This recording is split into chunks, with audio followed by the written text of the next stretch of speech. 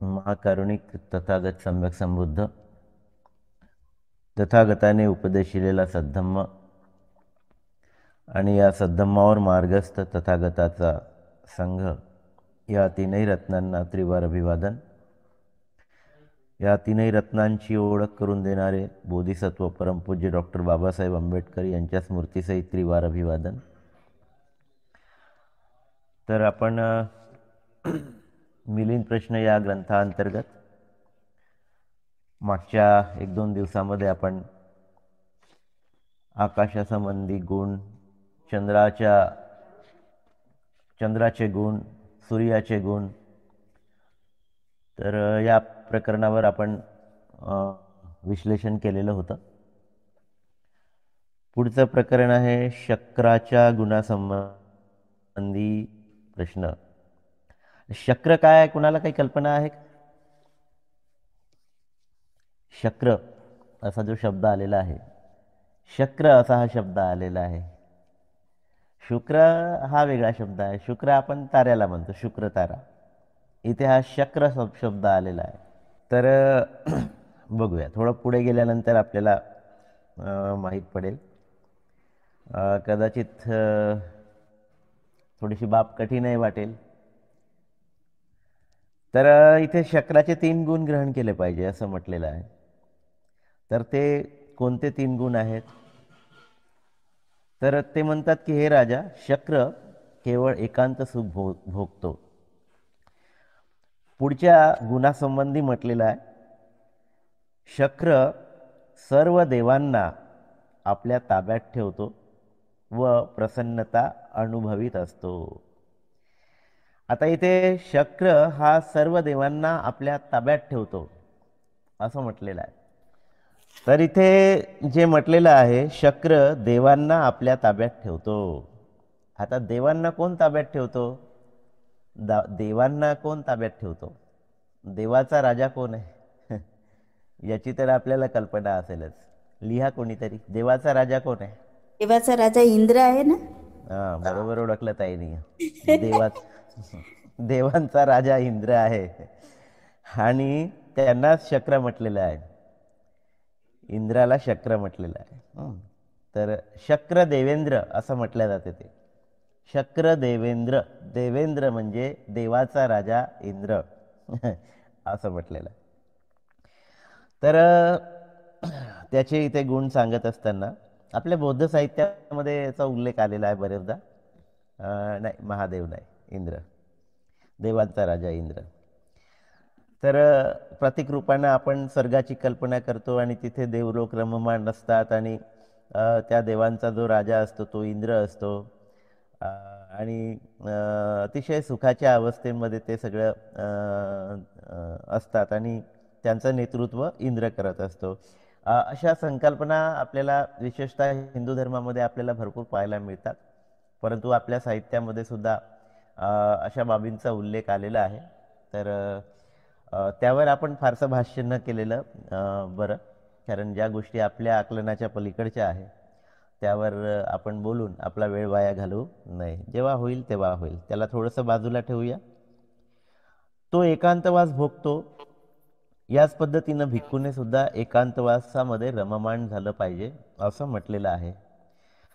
तर खरोखरच ही बाब आपण वारंवार स्पष्ट करतो किंवा वारंवार समजून घेण्याचा प्रयत्न करतो की जेव्हा एकांतवासामध्ये आपण जातो तेव्हा आपण खऱ्या अर्थानं स्वतःला जाणून घेऊ शकतो.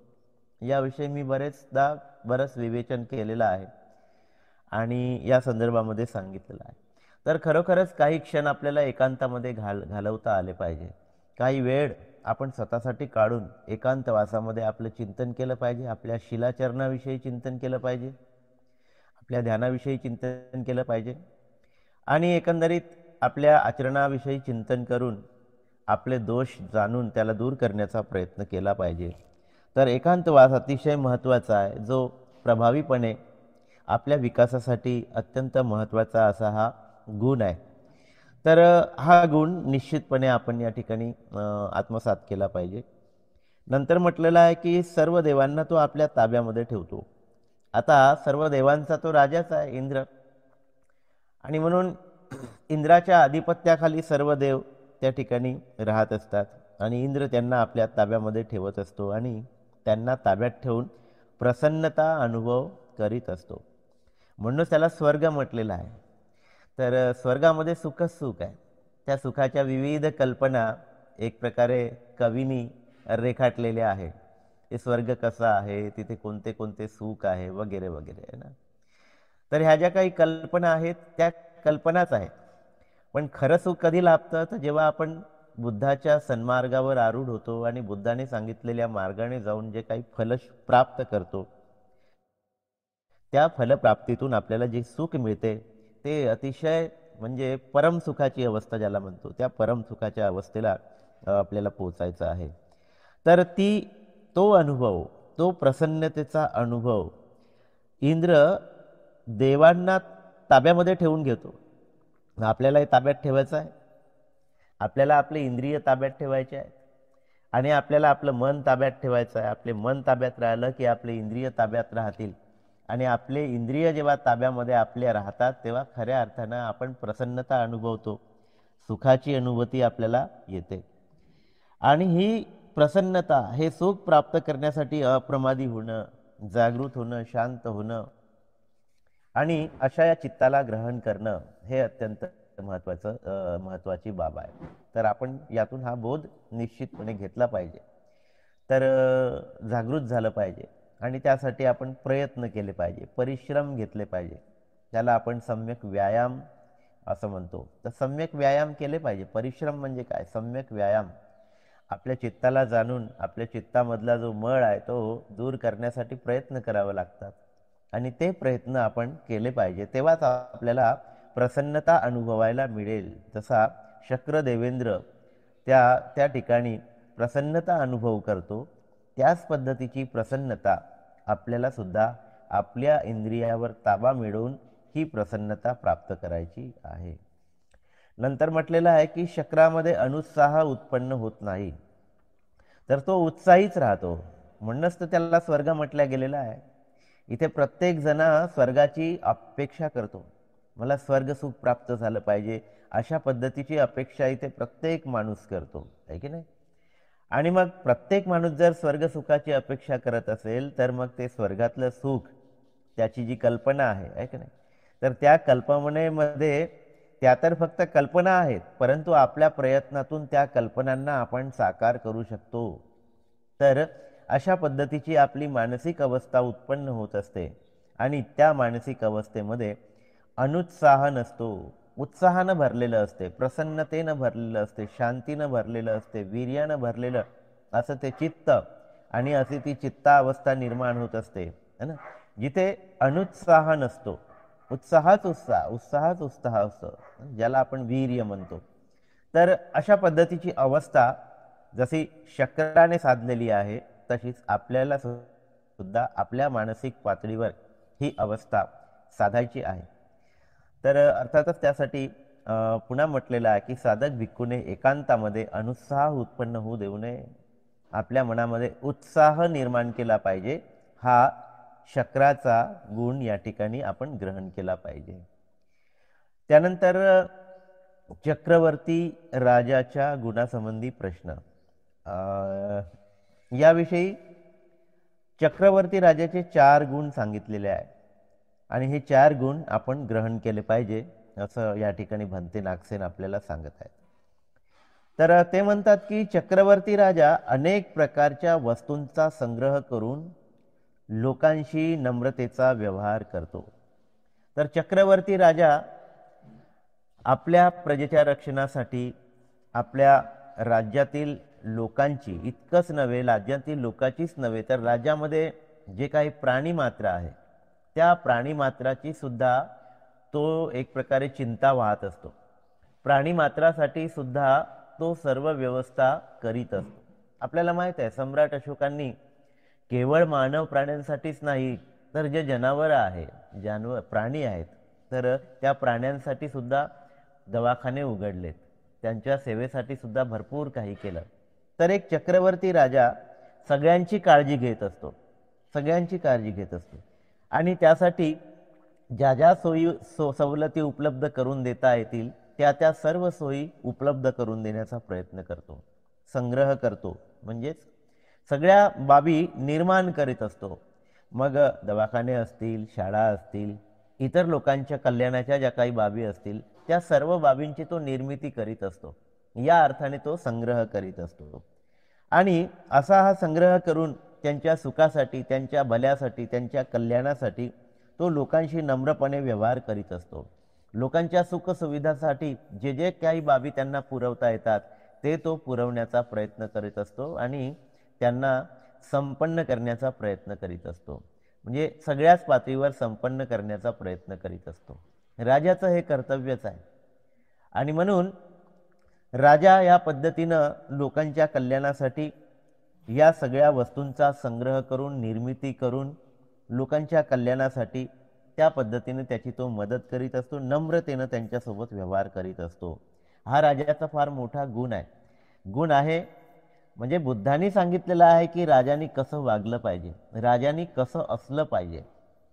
परंतु इतिहासामध्ये अनेक राजे आपल्याला असेही दिसून येतात जे क्रूर आहेत, शोषण करणारे आहेत, लोकांना गुलाम करणारे आहेत, लोकांवर अन्याय करणारे आहेत, लोकांवर अत्याचार करणारे आहे, जोर जबरदस्तीने लोकांकडून कर वसूल करणारे आहे, लोकांना त्रास देणारे राजे इतिहासामध्ये पाहतो आहे आणि आताही पाहतो आहे. तर अशा पद्धतीचा राजा नसावा जो लोकांचं शोषण करेल. तर राजा कसा असावा, तर आईसारखं प्रेम करणारा असावा, अशी संकल्पना भगवान बुद्धांनी मांडलेली आहे. म्हणून भगवान बुद्धाने जे राजाच्या संबंधाने ज्या बाबी मांडलेल्या आहेत आपल्या प्रवचनातून, तेव्हा राजा कसा असावा, राजाचे कर्तव्य काय, राजाने प्रजेची कशी काळजी घेतली पाहिजे, या संदर्भाने सुद्धा भगवान बुद्धाचे अनेक प्रवचनं आलेली आहेत. मग ते प्रसेनजित राजा असो किंवा अजातशत्रू असो, बिंबिसार असो, त्या काळातले जे जे राजे या भगवान बुद्धाचे जे शिष्य होते ते भगवान बुद्धांकडून उपदेश ग्रहण करायचे आणि आपण राज्य कसं चालवलं पाहिजे, की राजा कसा असला पाहिजे याविषयीचं मार्गदर्शन भगवान बुद्ध त्यांना करायचे. आणि म्हणून भगवान बुद्धाच्या दृष्टिकोनातला जो राजा आहे तो कसा आहे, तर तो राजा लोकांशी नम्रतेनं वागणारा असला पाहिजे, आईचं प्रेम देणारा असला पाहिजे, सगळ्यांची काळजी वाहणारा असला पाहिजे. अशा राजाची संकल्पना भगवान बुद्धाने केलेली आहे. आणि असा हा राजा तो कसा असतो, तर नम्रपणे व्यवहार करीत असतो लोकांशी. आणि म्हणून हा नम्रपणे केलेला जो काही व्यवहार आहे तो नम्रपणे केलेला व्यवहार आपल्याला सुद्धा आत्मसात करायचा आहे, साधकांना आत्मसात करायचा आहे. तर इथे म्हटलेलं आहे की साधक भिक्खूने 4 प्रकारच्या लोकांचा मनापासून संग्रह केला पाहिजे. 4 प्रकारच्या लोकांचा मनापासून संग्रह केला पाहिजे. तर आता इथे जे लोक आले आहेत, 4 प्रकारचे लोक म्हटलेले आहेत. आता या 4 प्रकारच्या लोकांविषयी बऱ्याच लोकांना कल्पनाही नसेल की कोणते 4 प्रकारचे लोक आहेत. तर ह्या 4 प्रकारच्या लोकांचा संग्रह केला पाहिजे. संग्रह केला पाहिजे म्हणजे काय, तर त्यांची काळजी घेतली पाहिजे, त्यांच्यासाठी जे करता येईल ते आपल्याला करता आलं पाहिजे, त्यांच्या हितासाठी, त्यांच्या सुखासाठी, त्याच्या कल्याणासाठी आपण जे करू शकतो ते आपल्याला करता आलं पाहिजे, ते आपण केलं पाहिजे. त्यांच्या मंगलाविषयीची भावना आपल्या मनामध्ये उत्पन्न झाली पाहिजे. आणि म्हणून आपण मेत्ता भावना करतो, तेव्हा मेत्ता भावनामध्ये जे अदृश्य आहे, जे दृश्य आहे, या सर्व प्राणी मात्रांविषयी, या सर्व सत्वांविषयी आपण एक प्रकारे काय करतो, मंगल कामना करतो. म्हणजे जे दिसणारे आहेत, जे दृश्य आहेत, जे अदृश्य आहेत, असं आपण मंगल भावना करताना आपल्या मनामध्ये चिंतन करतो की जे दृश्य आहेत, जे अदृश्य आहेत. कारण सगळेच सत्व आपल्याला काही आपल्या डोळ्यांनी दिसत नाही, पण जे दिसत नाही याचा अर्थ त्यांचं अस्तित्व नाही असं होत नाही. आणि जे जे अस्तित्वात आहे त्या सर्व लोकांचं भलं हो, ही व्यापक भावना आपल्या मनामध्ये उत्पन्न होत असते. मग जे या लोकांमध्ये आहे आणि जे अन्य लोकांमध्ये आहे त्या सर्व लोकांचं मंगल हो, अशी ही भावना आपण व्यक्त करतो. म्हणजे केवळ आपण मनुष्य प्राणी आहोत, केवळ मनुष्य प्राण्यांच्या संदर्भामध्येच आपण मंगलाचं चिंतन करीत नाही, तर इतर जे सत्व आहेत ज्यांना 31 लोकांमध्ये विभाजित केल्या गेलेलं आहे, 31 प्रकारचे लोक आहेत असं म्हणतो, तर आपण त्या सर्व ह्या ब्रह्मांडामध्ये अस्तित्वात असणाऱ्या 31ही लोकांप्रती आपण मंगल मैत्रीचे भाव प्रकट करत असतो. बघा आपली मंगल मैत्री आपण किती व्यापक प्रमाणामध्ये आपण या संदर्भाने चिंतन नाही करत नाही, फक्त आपण आपल्या तोंडातून तसे शब्द काढत राहतो. पण आपलं चिंतन पोहोचलं पाहिजे तिथपर्यंत की जिथे कुठे जीवसृष्टी असेल, जिथे कुठे हे सत्व असतील, त्या सत्वांपर्यंत माझी मंगल मैत्री पोहोचली पाहिजे. अशा पद्धतीच्या भावना व्यापक पद्धतीने आपल्या मनाला जेवढं विस्तीर्ण करता येते तेवढं विस्तीर्ण करून आपल्या मंगल भावना आपण त्यांच्यापर्यंत पोहोचवल्या पाहिजे आणि त्यांना प्रसन्न केलं पाहिजे, अनुग्रह केला पाहिजे, मनापासून संग्रह केला पाहिजे. कोणा संबंधाने? 4 प्रकारच्या लोकांच्या संदर्भाने. आता 4 प्रकारचे लोक आपल्या बौद्ध साहित्याचा अभ्यास करत असताना आपल्याला दिसतात. तर हे जे काही लोक उत्पन्न होतात ते 4 प्रकारे उत्पन्न होत असतात. 4 प्रकारे. आता पहिला प्रकार म्हणजे आपण ज्या पद्धतीने उत्पन्न होतो तो एक पहिला प्रकार आपल्या सर्वांना माहीतच आहे. दुसरा प्रकार कुठून उत्पन्न होतात हे तुम्हाला माहीत असेल, लिहू शकता कमेंटमध्ये तुम्ही. कोणते कोणते मार्ग आहे उत्पन्न होण्याचे? म्हणजे मनुष्य प्राणीच उत्पन्न होते आपल्या आईच्या गर्भातून असं काही नाही आहे. प्राणी आपण आपल्या जगतामध्ये पाहतो, प्राणी सुद्धा आपल्या आईच्या पोटातून उत्पन्न होत असतात. प्राण्यामध्ये सुद्धा हा गुणधर्म दिसून पडतो. पण सगळेच आईच्या पोटातून उत्पन्न होतात का? ज्याला आपण गर्भ म्हणतो त्या आईच्या गर्भातूनच सगळे प्राणी उत्पन्न, सगळे सत्व उत्पन्न होतात का? नाही ना. तर म्हणूनच म्हटलेलं आहे याला 4 प्रकारचे लोक. पहिले उत्पन्न होणाऱ्या जे सत्व आहे त्याला म्हणतात अंडज योनी.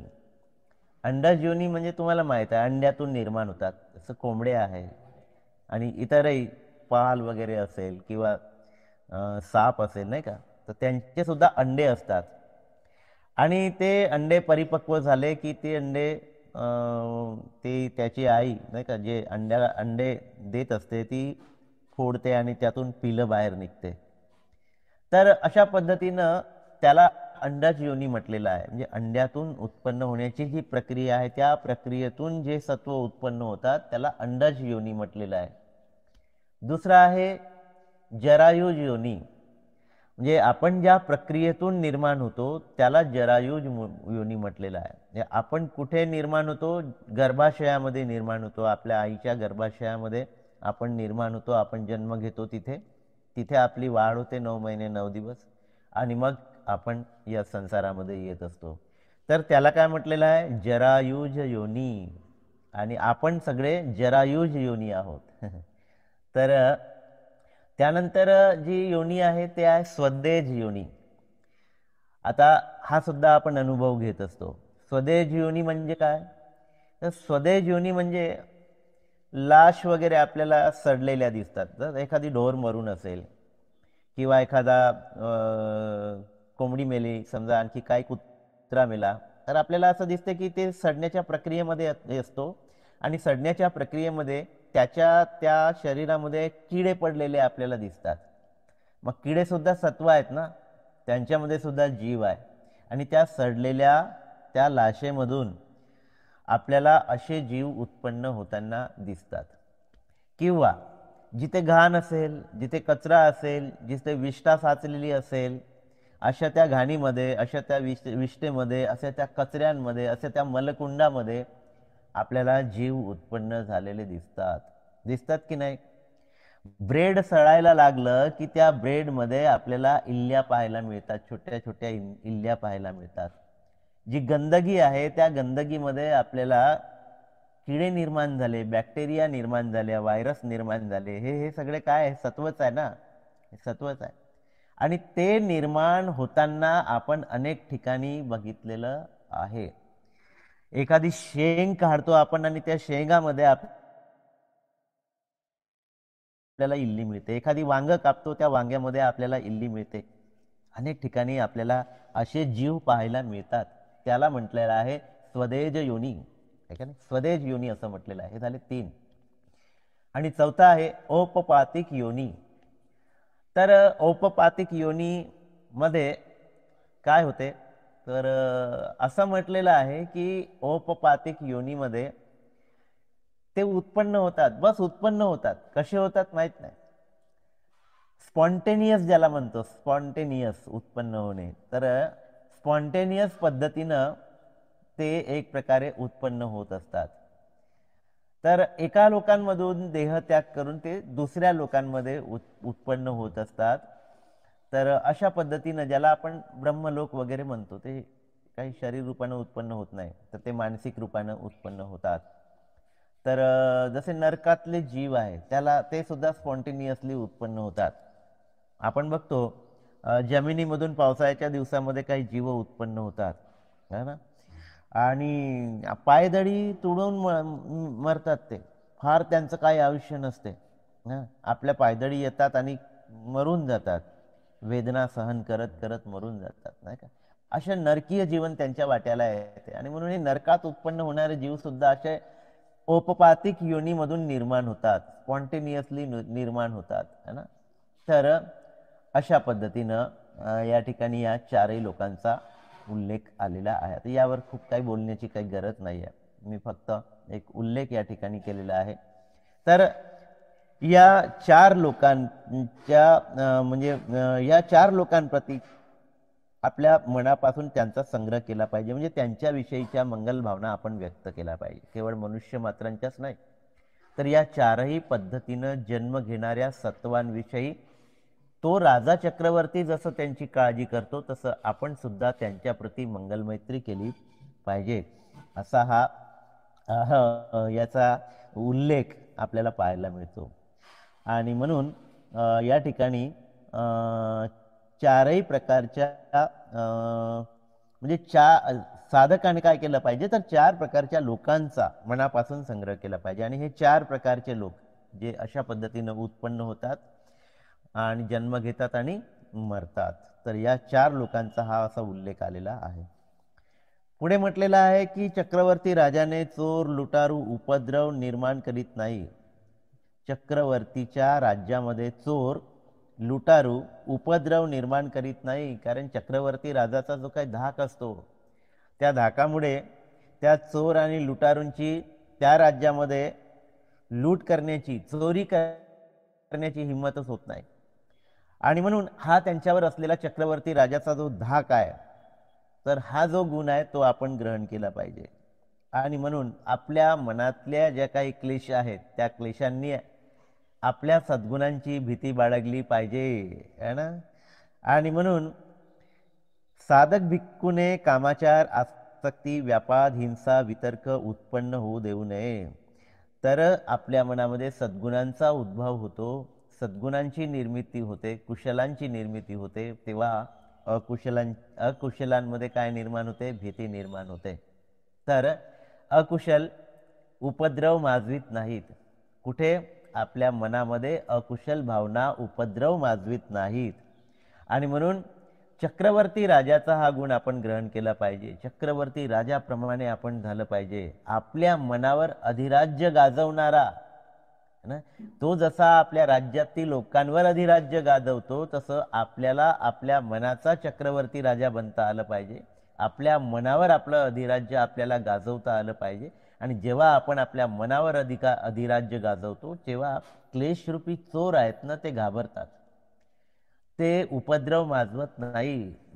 या अनुषंगाने आपण कसं असतो, शांत असतो, आनंदी असतो, सुखी असतो. ही अवस्था एक प्रकारे आपल्या मनामध्ये निर्माण होते. आणि म्हणून हा चक्रवर्ती राजाचा जो दुसरा गुण आहे, तो या अर्थाने आपण ग्रहण केला पाहिजे. आणि या अर्थाने ग्रहण करून त्यामध्ये परिपक्वता साधण्याचा आपण निश्चितपणे प्रयत्न केला पाहिजे. नंतर म्हटलेलं आहे की सर्वश्रेष्ठ भगवान बुद्धाने असे म्हटलेले आहे, जो आपले वितर्क शांत करण्याचा प्रयत्न करीत असतो, स्वतः जागृत होऊन अशुभ बाबींकडे सूक्ष्म नजर ठेवतो, बाह्य सुंदरतेमध्ये अहित पाहतो, तोच मार बंधनांना तोडू शकतो, असं भगवान बुद्धाने म्हटलेलं आहे.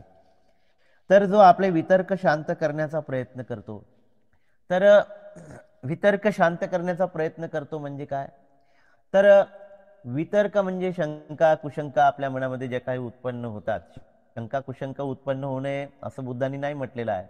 तर निश्चितपणे आपल्या मनामध्ये एखादी तत्वज्ञान जाणून घेण्याच्या अनुषंगाने आपल्या मनामध्ये विचार उत्पन्न झाला पाहिजे, शंका उत्पन्न झाली पाहिजे, त्याचं समाधान आपण करून घेतलं पाहिजे.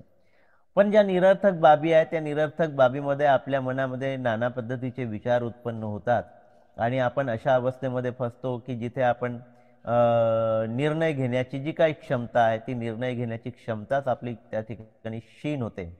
मग आपण कोणताच निर्णय घेत नाही. कोणताच निर्णय घेत नाही म्हणजे आपण काहीच करत नाही, आणि आपण जेव्हा काहीच करत नाही तेव्हा आपण काहीच प्राप्त करत नाही. आणि म्हणून असे जे कुतर्क आहे त्या कुतर्काच्या मागे आपण पडता कामा नये. त्यांना आपल्याला शांत करता आला पाहिजे आणि त्यासाठी आपण जागृत राहून अशुभ बाबीकडे सूक्ष्म नजर ठेवली पाहिजे. तर बुद्धाने यावर ध्यानाच्या पद्धती सांगितलेल्या आहे. अशुभ भावनेचा 10 अशुभ भावना सांगितलेल्या आहे आणि त्या 10 अशुभ भावनेचा आपण अभ्यास करतो आणि त्या 10 अशुभ भावना आपण आपल्या शरीराकडे जेव्हा पाहतो तेव्हा त्या शरीरामधली जी काही बाह्य सुंदरता आहे त्या बाह्य सुंदरतेमध्ये आपण फसत नाही. कारण बाह्य सुंदरता हे कितीही सुंदर आपल्याला वाटत असली तरी पण ती अनित्य आहे आणि जे अनित्य आहे ते मात्र आपल्याला सुख देणारं नाही. तर एक प्रकारचं हे बंधन आहे आणि या मारबंधनातून तो मुक्त होण्याचा त्यांनी प्रयत्न केला पाहिजे. तर मुक्त आपण कधी होतो या मारबंधनातून? याला मारबंधन म्हटलेलं आहे. माराचं शस्त्र आहे ना, बुद्धावर चालवलं होतं त्यांनी आणि आपल्या मुलींना पाठवलं होतं. म्हणजे कामवासनेशी संबंधित जी बाब आहे नाही का. तर बुद्धावर शेवटचा केलेला माराने केलेला हा जो प्रहार होता त्याला सुद्धा बुद्धाने म्हणजे त्याच्यावर सुद्धा विजय प्राप्त केलेला होता. तर आपल्याला सुद्धा अशा पद्धतीनं ह्या ज्या काही अशुभ बाबी आहेत तर या अशुभ बाबीवर चिंतन केलं पाहिजे, आपण मनन केलं पाहिजे आणि यातून मुक्त होण्याचा प्रयत्न केला पाहिजे. म्हणजेच माराचं जे बंधन आहे ते आपण तोडलं पाहिजे. तर यासाठी अतिशय सूक्ष्मपणे स्वतःच्या मनावर आपल्याला नजर ठेवावी लागते. म्हणजे स्मृतीचा सराव आपल्याला खूप जाणीवपूर्वक करावा लागतो आणि स्मृतीचा सराव आपण ज्या वेळेस करतो तेव्हा आपल्याला प्रत्येक गोष्टीमध्ये अनित्यता दिसून पडते आणि ही अनित्यता जेव्हा आपल्याला दिसून पडते तेव्हा त्या अनित्यतेतून अनासक्तीची भावना आपल्या मनामध्ये उत्पन्न होत असते आणि आसक्तीची भावना म्हणजे मारबंधन आहे. आसक्तीची भावना मारबंधन आहे. मग ती आसक्ती सुंदरतेवर का असे ना, है ना, आणि शेवटी ते बाह्य सुंदरता आहे. पण जेव्हा आपण चिंतन करतो की खरंच या शरीरामध्ये काय सुंदर आहे तेव्हा अशुभ भावना जेव्हा आपण पाहतो तेव्हा शरीराचं ज्या पद्धतीनं विघटन होते, शरीराची अवस्था प्रत्येक दिवस जशी बदलत जाते. आज सुंदर दिसणारं शरीर उद्या कुठल्या परिस्थितीला पोहोचणार आहे हे प्रत्यक्ष आपण आपल्या अनुभवातून जेव्हा बघतो. या शरीरामध्ये काय साचलेलं आहे तर केवळ आणि केवळ घाणच साचलेलं आहे, घाणीचं साम्राज्य आहे आणि एक दिवस हळूहळू हे शरीर सुद्धा लयाला जाणार आहे ना. आपण सुद्धा म्हातारे होणार आहोत, सुरकुत्या पडणार आहोत, व्याधीने ग्रस्त होणार आहोत. असं हे जे शरीर आहे जे दुर्गंधाने भरलेलं आहे, व्याधीने भरलेलं आहे आणि अशा पद्धतीच्या त्या बाह्य सुंदरतेवर आपण आसक्त होत असतो. तर या आसक्तीतून आपण बाहेर पडलं पाहिजे, या मारबंधनांना आपण तोडलं पाहिजे. अशा पद्धतीचा उपदेश या ठिकाणी भंते नागसेनांनी राजाला केलेला आहे. तर हा चक्रवर्ती राजाचा जो गुण आहे तो सुद्धा आपण या ठिकाणी ग्रहण केला पाहिजे. त्याप्रमाणे चक्रवर्ती राजा प्रत्येक दिवशी चांगल्या वाईटांचा शोध घेत या महापृथ्वीवर समुद्रापर्यंत फेरफटका मारित असतो. आता तो चक्रवर्ती सम्राट आहे, सगळंच त्याच्या आधिपत्याखाली आहे आणि सगळं जर त्याच्या आधिपत्याखाली असेल तर तो आपल्या राज्यामध्ये चांगल्या आणि वाईटांचा शोध घेतो. कारण त्याला आपलं राज्य अबाधित राखायचं आहे, त्याला आपल्या राज्यामध्ये शांतता कायम राखायची आहे, सुव्यवस्था कायम राखायची आहे. आणि अशा पद्धतीचा जो राजा असतो तो अतिशय दक्ष असतो. आपल्या राज्यामध्ये चालणाऱ्या ज्या काही बाबी आहेत त्याच्याबद्दल तो दक्ष असतो.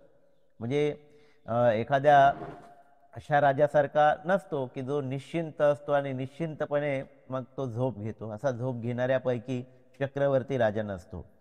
तर तो चांगला आणि वाईटांचा शोध घेत असतो आणि वाईटांचं आगमन, वाईटांचा शिरकाव आपल्या राज्यामध्ये होऊ नये याची पूर्णपणे तो काळजी वाहणारा, दक्षता घेणारा असा हा राजा असतो. आणि मग अशा पद्धतीचा शोध घेण्यासाठी तो आपल्या संपूर्ण राज्यामध्ये आपले दूत पाठवतो किंवा स्वतःही फिरतो आणि अशा प्रवृत्तींचा शोध घेण्याचा प्रयत्न करतो. तर महापृथ्वीवर आणि समुद्रावर तो शोध घेण्याचा प्रयत्न करतो. तर आपल्या या मनोभूमीवर, आपल्या या मनाच्या राज्याचे आपण मालक बनलो पाहिजे, आपण चक्रवर्ती सम्राट बनलं पाहिजे आणि या मनाच्या राज्यावर आपलं वर्चस्व असलं पाहिजे. आणि या वर्चस्वाला अबाधित ठेवण्यासाठी आपल्या राज्याचा म्हणजे आपल्या मनाराज्याचा आपण शोध घेतला पाहिजे. आणि असा शोध घेत असताना ज्या काही वाईट प्रवृत्ती आहेत त्याला आपण थारा देता कामा नये. हा जो अन्वयार्थ या चक्रवर्ती राजांचा उल्लेख करून या ठिकाणी आलेला आहे तो शेवटी आपल्या मनाच्या संदर्भानेच आलेला आहे. राजा म्हणजे आपण आणि आपलं राज्य म्हणजे आपलं मन, आणि या मनाचा आपण सातत्यानं फेरफटका मारत राहिलं पाहिजे आणि आपल्या मनामध्ये उत्पन्न होणाऱ्या ज्या काही अकुशल बाबी आहे त्याचा संहार केला पाहिजे. त्याला राज्याच्या बाहेर आपण फेकून दिलं पाहिजे, जसा राजा त्यांना फेकून देत असतो. तर ह्या पद्धतीनं काया वाचा मनाने आपण या अकुशलांचा शोध घेतला पाहिजे. आणि इथे कोट केलेला आहे की मला या तिन्ही बाबतीत आजचा दिवस प्रेमयुक्त संपन्न झाला पाहिजे.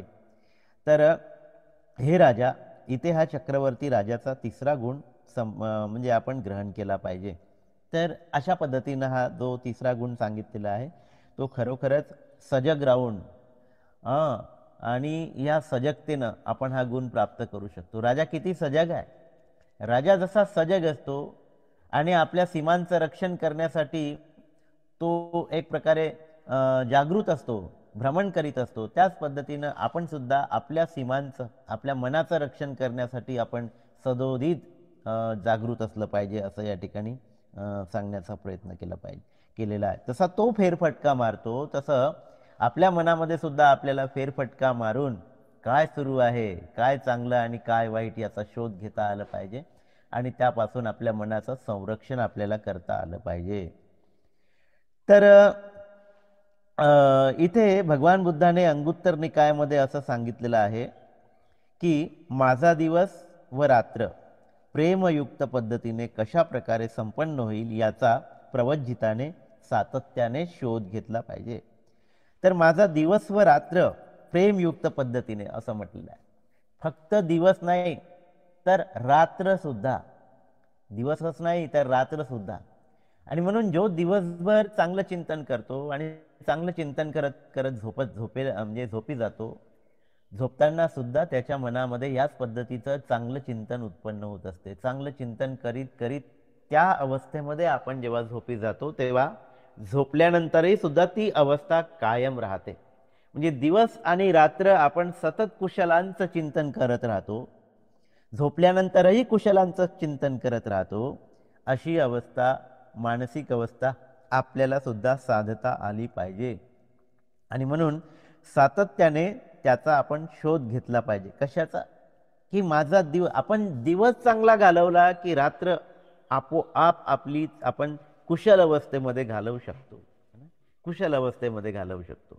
दिवस जर चांगल्या पद्धतीने आपण कारण दिवस जर तुम्ही वाईट मार्गाचं चिंतन करत करत, भयाचं चिंतन करत करत, लोभाचं, द्वेषाचं चिंतन करत करत जर तुम्ही दिवस घालवला तर त्याच पद्धतीचं चिंतन करत करत जेव्हा तुम्ही झोपता तेव्हा तुमच्या झोपेमधल्या चिंतनामध्ये सुद्धा त्याच पद्धतीचं चिंतन पुढे सुरू राहते. आणि म्हणून आपल्याला दिवसभर चांगलं चिंतन करता आलं पाहिजे, कुशल मनोअवस्थांमध्ये जगता आलं पाहिजे. आणि आपण जेव्हा दिवसभर कुशल मनोअवस्थांमध्ये जगतो तेव्हा झोपेमध्ये सुद्धा आपल्या मनामध्ये कुशल मनोअवस्थाच उत्पन्न होत असतात. तर अशा पद्धतीनं भगवान बुद्धाने या ठिकाणी खूप चांगला असा उपदेश केलेला आहे. तर आपण सुद्धा त्या पद्धतीनं आपल्या मनाचा शोध घेतला पाहिजे. त्यानंतर हे राजा, चक्रवर्ती राजाची आतून व बाहेरून जबरदस्त सुरक्षा व्यवस्था असते. हा चक्रवर्ती राजाचा गुण, जबरदस्त सुरक्षा व्यवस्था, काटेकोर बंदोबस्त. कुणीही राज्याच्या सीमेमध्ये त्याची चौकशी झाल्याशिवाय तो प्रवेश करता कामा नये. इतके तट उभारल्या जातात, बंदी म्हणजे तटबंदी केल्या जाते, मोठे मोठे दरवाजे, त्या दरवाज्यांवर पहारेदारी, वरती सुद्धा पहारेदारी. किती पहारेदारी! आपल्या मनाची सुद्धा आपल्याला अशीच पहारेदारी करायची आहे. हा चक्रवर्ती राजाचा जो गुण आहे तो इथे आत्मसात करण्यासाठी आपल्याला पंते नागसेन प्रेरणा देत आहे, किंवा बुद्धाने तशी आपल्याला प्रेरणा दिलेली आहे.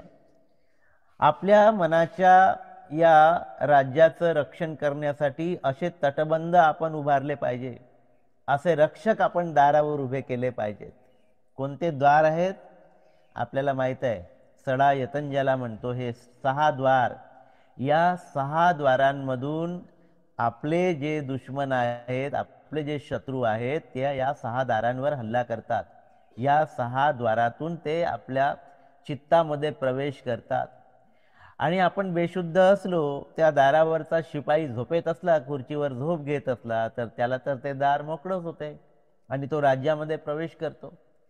आपल्या या मनाच्या राज्यामध्ये चोर घुसू नये म्हणून आपल्या या दरवाजांचं आपल्याला रक्षण करावं लागतं आणि सजगतेनं पहारा द्यावा लागतो.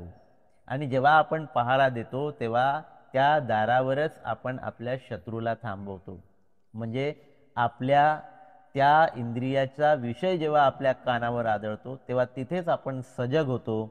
आणि सजग झालो की मग पुढची जी काही प्रक्रिया आहे, ज्याला आपण वेदना म्हणतो, आणि त्या वेदनेच्या आधारावर जे आपण संस्कार करतो, ही प्रक्रियाच थांबते. म्हणजे आपलं राज्य कसं होते, सुरक्षित होते. म्हणजे आपलं मन कसं होते, सुरक्षित होते. हा जो गुण आहे राजाचा, आपल्या राज्याला सुरक्षितता प्रदान करण्याचा है ना, सुरक्षा व्यवस्था प्रदान करण्याचा, तसा आपल्यालाही आपल्या या द्वारांवर सुरक्षा कवच निर्माण केलं पाहिजे, आहे की नाही. महान उपदेश आहे हा, किती मोठा उपदेश आहे. आणि ही परिपक्वता आपण हळूवारपणे जेव्हा प्रयास करायला लागतो, प्रयत्न करायला लागतो, तेव्हा खऱ्या अर्थानं आपल्याला आपल्यामध्ये ही परिपक्वता यायला लागते आणि त्याचे परिणाम सुद्धा आपल्याला दिसायला लागतात. आणि म्हणून हे जे स्मृतीचा सैनिक आहे ना, त्या स्मृतीच्या सैनिकालाच आपण बसवू शकतो तिथे. आणि दुसरा कोणताही आयात केलेला रक्षक आपल्याला या ठिकाणी बसवता येत नाही. राजाकडे ती सोय आहे, आपल्या दरवाज्यावर रक्षक नेमून तो आपल्या राज्याची रक्षण करू शकतो. आपल्याकडे आपल्या मनाचं रक्षण करण्यासाठी असं कुठलीही सोय नाही की आपण तिथे एखाद्याला पगार देऊन बसवू शकतो. तर आपल्या चित्ताचं रक्षण आपल्या चित्ताद्वारेच आपल्यालाच करायचं आहे आणि हे करणं काही साधी गोष्ट नाही. आणि म्हणून त्यासाठी स्मृतीचा सराव केला पाहिजे, स्मृती सतत जागृत ठेवली पाहिजे. तर हा जो राजाचा गुण आहे, जसं तो सुरक्षा व्यवस्था प्रदान करतो, निर्माण करतो, तशीच आपल्या मनासंबंधाने आपण सुद्धा सुरक्षा व्यवस्था आपल्या स्मृतीचा सराव करून आपण निर्माण केली पाहिजे. हा राजाचा चौथा गुण या ठिकाणी ग्रहण करण्यासारखा आहे. आणि मग शेवटी ते म्हणतात की हे राजा, सर्वश्रेष्ठ भगवान बुद्धाने असे सांगितलेले आहे की भिक्खूंनो, श्रेष्ठ श्रावक स्मृती सतत जागृत ठेवून अकुशलांचा त्याग करतो, कुशलांची भावना करतो, त्याज्य गोष्टीचा त्याग करतो व अत्याज्य बाबींची भावना करतो. अत्याज्य म्हणजे जे त्याजना योग्य नाही, म्हणजे जे आपल्या कामाची आहे, जे आपल्या फायद्याची आहे, जे आपल्या हिताची आहे, अशा गोष्टी तो ग्रहण करतो. आणि ज्या गोष्टी आपल्या हिताच्या नाही, आपल्या कामाच्या नाही, त्या सगळ्या अकुशल बाबींचा तो त्याग करतो, कुशलांची भावना करतो आणि अशा पद्धतीनं आपलं तो स्वतःचं रक्षण करीत असतो. तर आपण प्रत्येकाने आपलं स्वतःचं रक्षण आपल्याच माध्यमातून आपल्याला करायचं आहे, आपल्याच मनाद्वारे आपल्याला करायचं आहे, आपल्या स्मृतीचा सराव करून आपल्याला करायचं आहे. ते दुसरे कोणी तुमच्या मनाचं रक्षण करणारा कोणीही नाही, कोणीच नाही. आपल्या मनाचं रक्षण आपल्या स्वतःला जागृतीचा सराव करून करायचा आहे ना, आपल्यालाच करायचं आहे. दुसरा कोणीही इथे तुमचं रक्षण करणारा नाही, कोणीच नाही, है ना. आणि म्हणून जे लोक आपल्या संरक्षणासाठी इतरांकडे धावतात, इतरांवर अवलंबून असतात, ते स्वतःचीच फसवणूक करून घेत असतात. आणि इथे बुद्ध आपल्याला सजग करतात की तुमचं कोणीही रक्षण करू शकत नाही, तुमच्या मनाचं कोणीही रक्षण करू शकत नाही.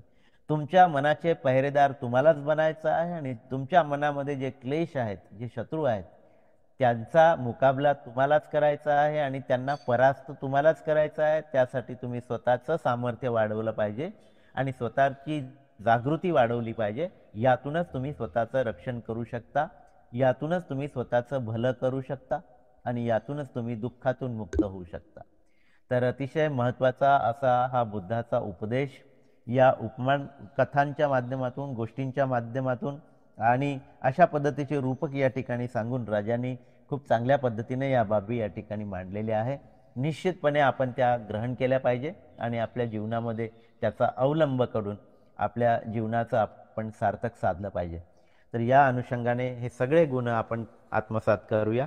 आपण सर्वांनी मला शांतपणे ग्रहण केलं, ऐकून घेतलं, त्याबद्दल आपणा सर्वांचं खूप खूप पुण्यानुमोदन. धन्यवाद. याच ठिकाणी थांबतो. नमो बुद्धाय. जय भीम.